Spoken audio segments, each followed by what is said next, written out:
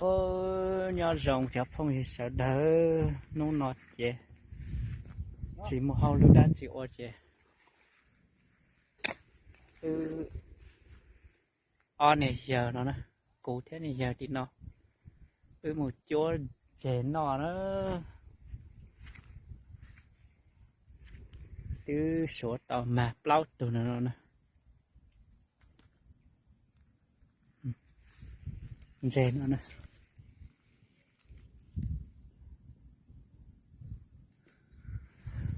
tàu plau từ nữa nè nó nè hết từ nó thế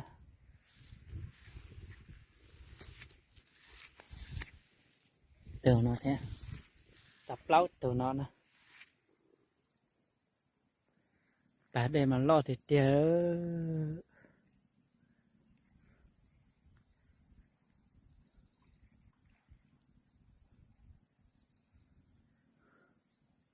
bà đây mà lo chắp lâu rồi nè này được không mà chị tôn cho một chỗ này cáng nhá từ xem ơi cáng thừa cáng nhá từ cáng nhá từ nào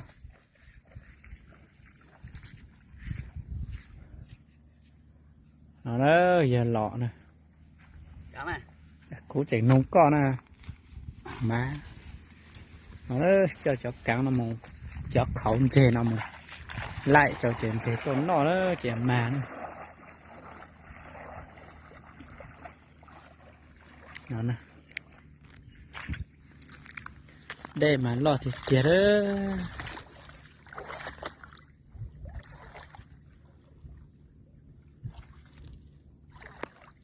đây mà lo chắp lời nữa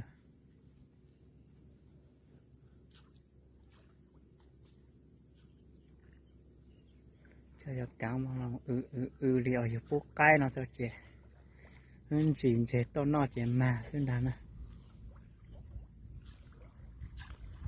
nó nè bỏ xa theo thì sao rồi này thì không là cái tôn trà phê một chôn chè nó nữa nó nữa chè nó nữa cá xí mè chỉ mà nhuộn chè mà chống chặt lời bây giờ là họ cố tự nhiên hả lẽ chặt khô thì tôi khóc tí này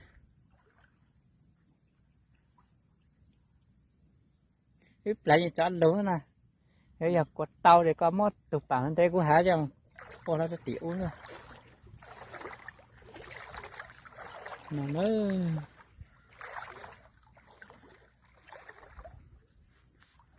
thực cứ đi nó nấu bột to thế này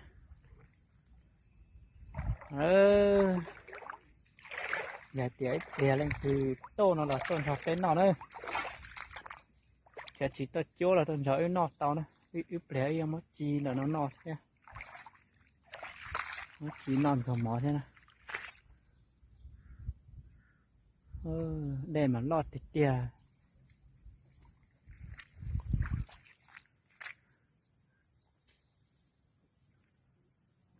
giờ nhá bốt tạo nhá giống nó tạ xí nó chè rằng cái bếp bữa của bắt thao tôi tại tao mày nè nhá giờ cỡ cho cú sang rồi đấy tạ xí nó chè giờ làm ba mà cho là chỉ nó nữa này từ nhỏ về nó chỉ tuần sỏi nó nữa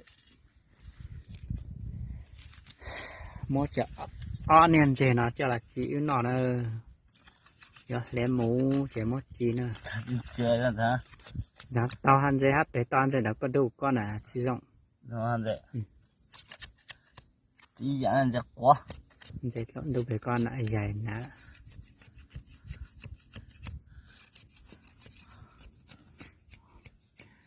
nó giờ mót chi nó chế cá siêu lầu giờ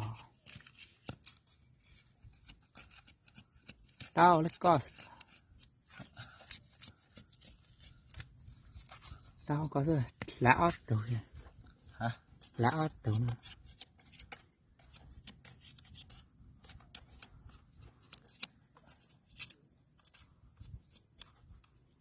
Tao có sao? Lá cả tủ nó. Nhà thế. Tao thế. Có nít sao lắm chứ luôn nè.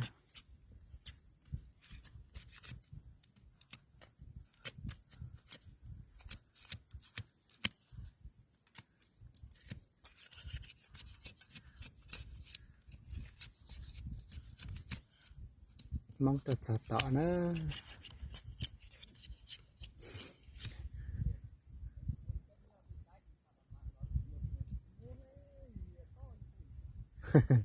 Thôi vậy mà tăng rồi đó.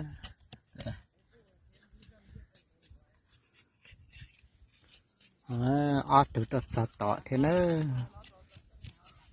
Mong tôi mong gì mà nó dậy thì tiền này.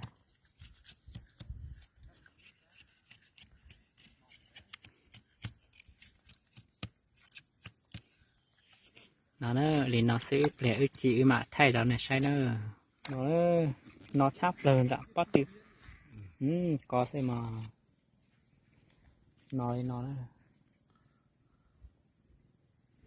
từ lùi từ mẹ từ lùi từ mẹ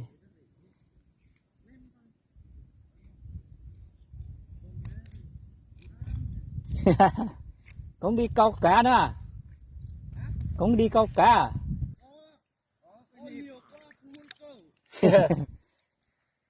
Câu cho nó tối tối mới về.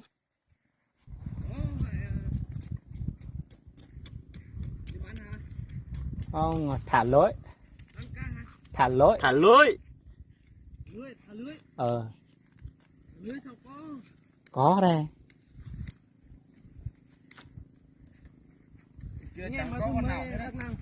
Đắc năng. Đến năm. Con mấy? Ba. Ba. Ba gần cuồng thắng chưa đâu nữa.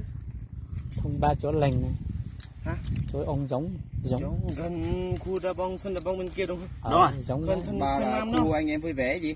Hả? Khu anh em vui vẻ gì? Đúng rồi. Sân rồi, FC vui vẻ. Ôn này bắn nhiều không? Gì? Này bắn hả? Thả lưới hả? Thả lưới hả? Chưa bắn à? Chưa. Anh em Bắn đây à? bắn nát đẹp thế. Tí tối mới bán. Tí tới tôi mới có chứ. Đúng rồi.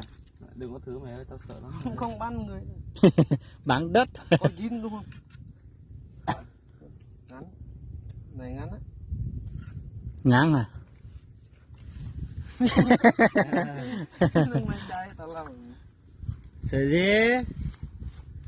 Sống Bắn người đâu mà. đã đi huấn luyện mà sống trường không sợ mà cái nọ này lại sợ. Đúng rồi. Không phải. Giời ơi. Phải như thế. Đây à. Ông cái đó xuống. Cái này chưa xuống. Bây giờ. Biết rồi. Này mấy thứ cái này gì? Hành. Không lâu lắm mới biết cái này. Rồi. Cái Đây này bị luôn à? điệu. Đúng không? Đúng rồi, như vậy à. Đấy. Cẩn thận bán một cu đấy. Đây đúng không? Đúng rồi. Bây giờ sân cái nha. Con cu mày á.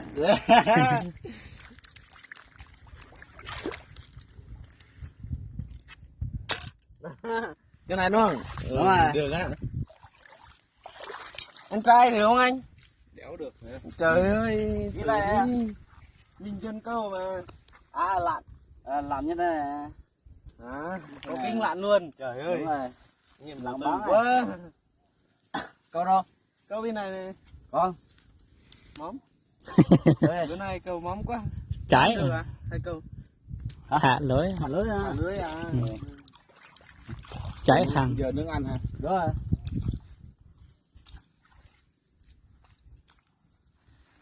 Tạ sĩ nó chế ư hiểu là cháu trời một chỉ non là nữa một chỉ kia nó rồi nên sai thì là nữa nhớ dòng nữa ta xin là cái ư là cháu tờ mất chỉ ư nọ đó cú trả để tiền để tiền chính tông mỏ tôi hết về mỗi lúc chỉ cho là ôi non tông thế này cú để tiền luôn ta chỉ giới phốt trâu mất cho là chỉ nè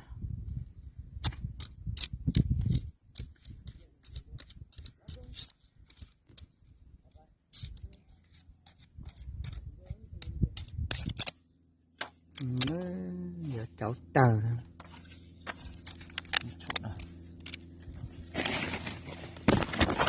nếu mà chua chán á mùa không có đâu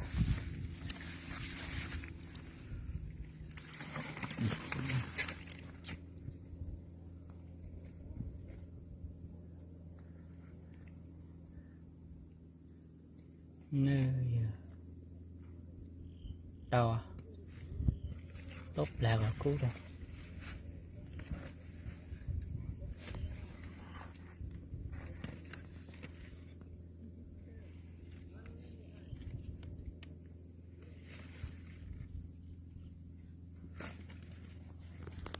cho cá tay tủ đó giống câu tiệt tiệt đó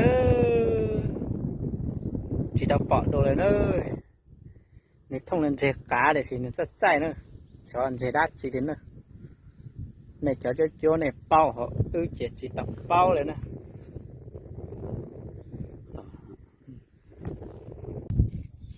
ta sẽ nó mua rồn chế chỉ mua cho lọt xe nữa tao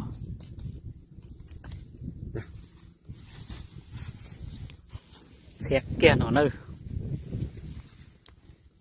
mua cho lọt xe kia thì nó non là nữa nào lượt tổ cái lệnh tối từ xe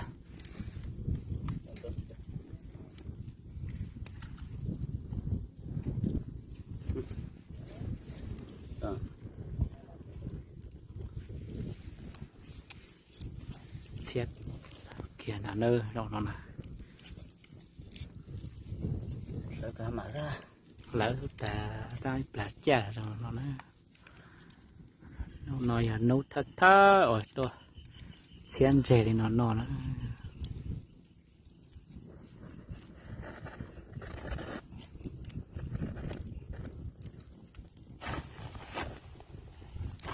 sẽ giờ chi để chị nước này những con này nè nước con này nước đấy ôi giời có phải rớt đây không ta không rớt đây nữa sợ nó cái gì nước này ui lông bông nướng đi nướng đi nướng đi nướng nướng đi nướng đi cái này ăn này à về nhưng mà chưa về ăn không đây lời nướng nướng này thả lưới con là bông luôn này sao nướng nướng trời ơi thôi anh em to mà anh em cầm đi to gì ăn đi cái bao hư vậy là không đủ về đâu ăn thử mấy cứ ăn tí tối có em mới về ăn đi cái này to đi lọc bông cá đâu có phải cá lóc không cá lóc ê ui, trời ơi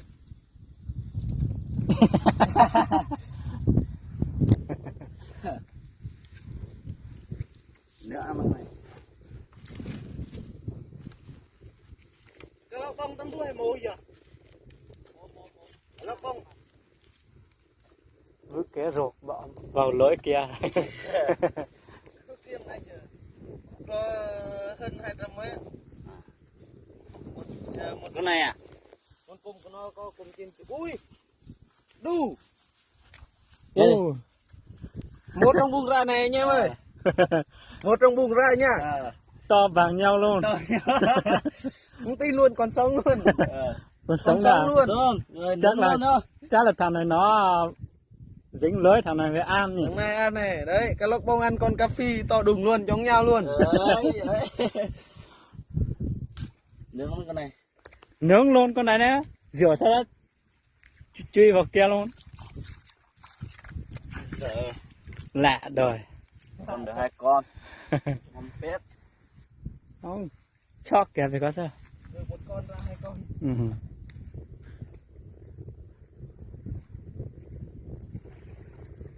Chị chả rồi. Chả đã.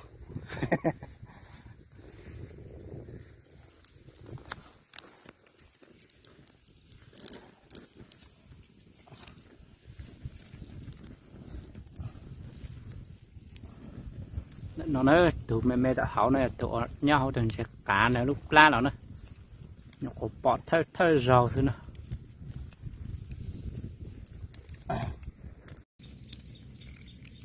Chả nó sẽ chiều sẽ nơi tàu nọ này cho cứ tiêu cũng chả thì tiêu rồi ốp bò nè Tao bỏ xe. tàu nọ là nó em chỉ trẻ này tuần rồi em nọ nó Ốp của nó. ít tuần trẻ cá chỉ tuần trẻ lô phi lên đó nó này tuần rồi em nọ nó Có xài cũng sẽ lì lửa hay y lên nó này. ta xin nó chỉ cho các một số đồ nữa dần xe này đợi cái một số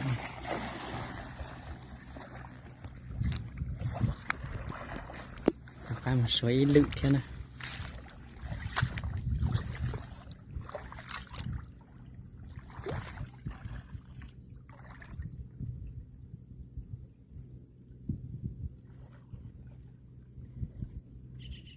ta nó mà tí nó hả Nó dùng lên đi à. hiểu cơ chỉ mà này đã nữa đậu nào chị Con này là đấy.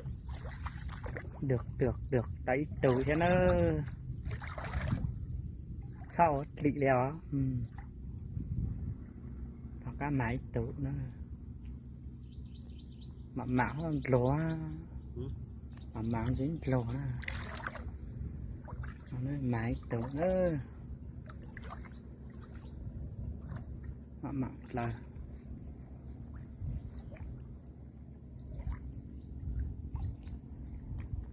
nó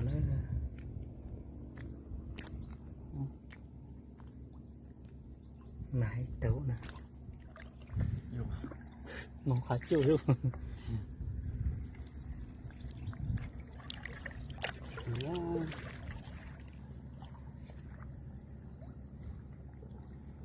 y một tổ xem nào ít bẹt rồi này còn trái nó giống như ta xin nó chia sẻ nữa để ưa là món ngon cho nên sai nữa tính nó theo đợi nó theo nè Gần thì chết tới rồi. ngọt cả hóng à.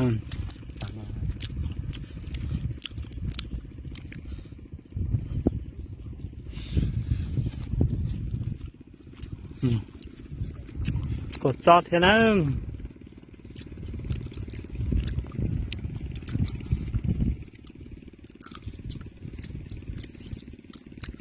nở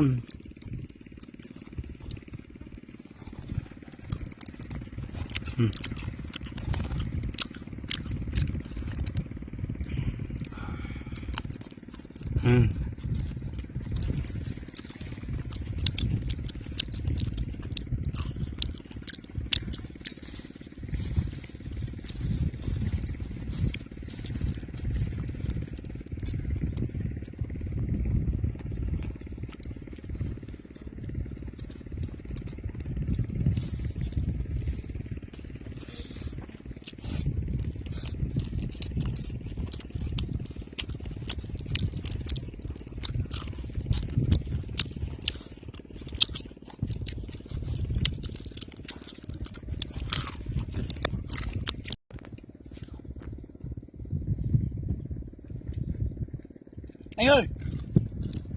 mua ai Nhé. rồi đấy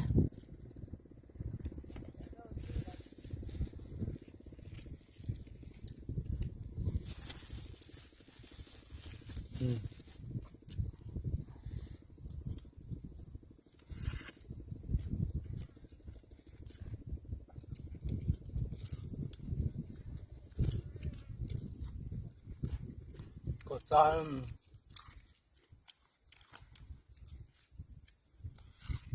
tỏ cay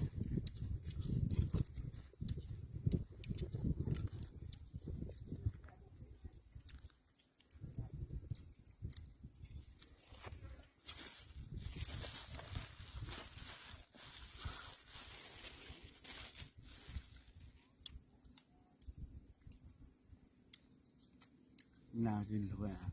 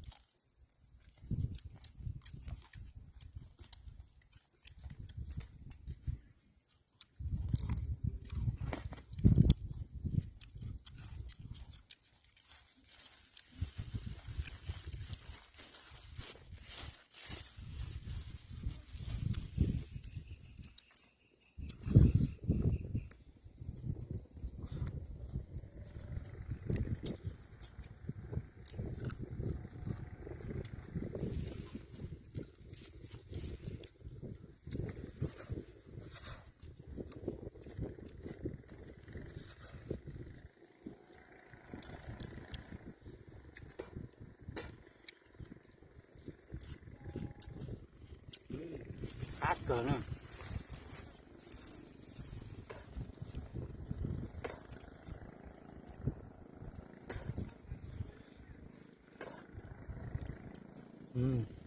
ai ở dọn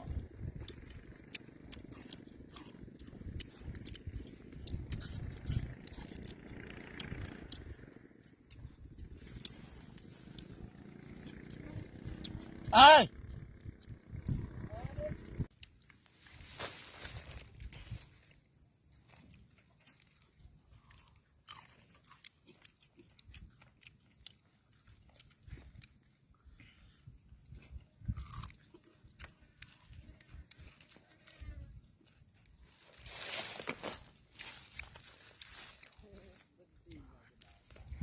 này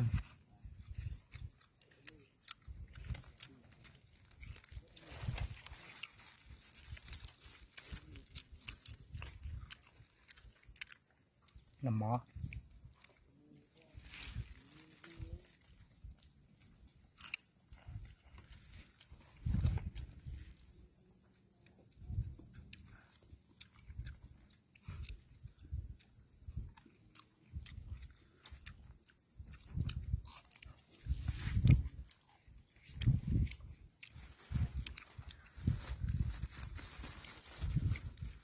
đi rau thì lên từ tôn rau nó để tổ tàu nè